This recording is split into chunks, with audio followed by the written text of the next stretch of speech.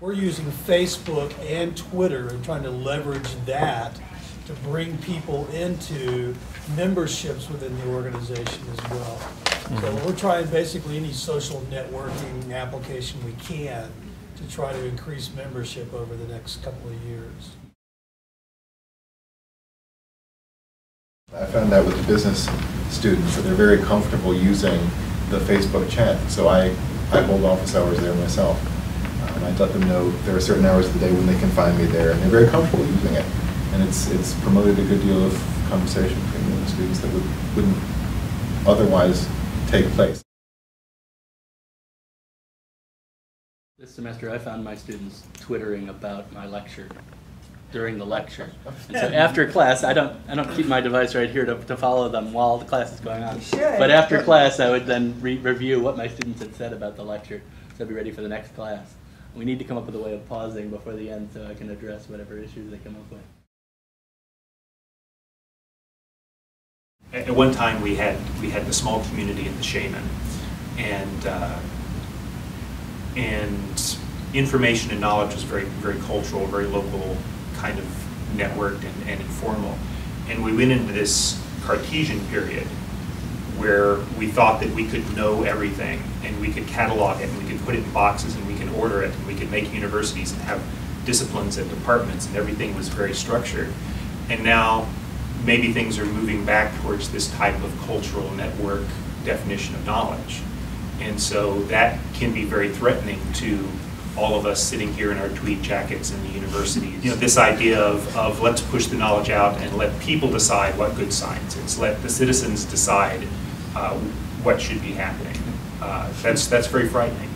That's giving away power in a way that redefines a lot of things. Used to be, education was primarily analytical. So it was much more passive. There was a good bit of writing done, but not in other modes. Now, we want students to be on the production side of things. So that means creating visuals, it means creating video, it means creating multimedia kinds of projects. So that's a pretty dramatic shift, really, for students from the time they come into the university to begin to think that not only do they have to have the skills to be able to look at products in a lot of different communication modes and forms and be able to analyze them and figure out the significance of them, cultural significance, historical significance, so forth.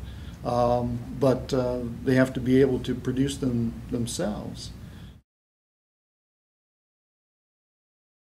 We're still more consumers of media than we are producers. We need to be able to analyze what we're getting, both for all sorts of qualities. Epistemic quality, aesthetic quality, ethical quality. We need to be able to do that. We need to be able to communicate in a variety of ways, and we need to be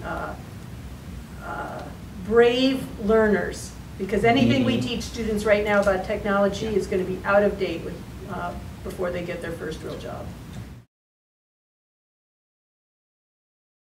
For the most part, we've been able to pretend that there is a really solid core that we say is correct English, but right now what you're seeing is a breaking down of that, and it will change the language, but it doesn't mean that the language is corrupting. It doesn't mean that the language is getting worse. It just means that what we're seeing is a lot more mixing, a lot more large-scale interactions that will ultimately change the language in ways that we might not expect. But it will still remain English. We're living in a world where there is so much out there to attend to, so much that's interesting and exciting that one can focus on, so that the kind of multitasking opens up new channels for us as human beings, and you know, perhaps those are pretty well balanced out of the negative and positive, but there are both sides of those. We're always aware when things are changing of loss of the familiar. That's much easier for us as human beings than it is to respond to the challenges of the new and the unknown.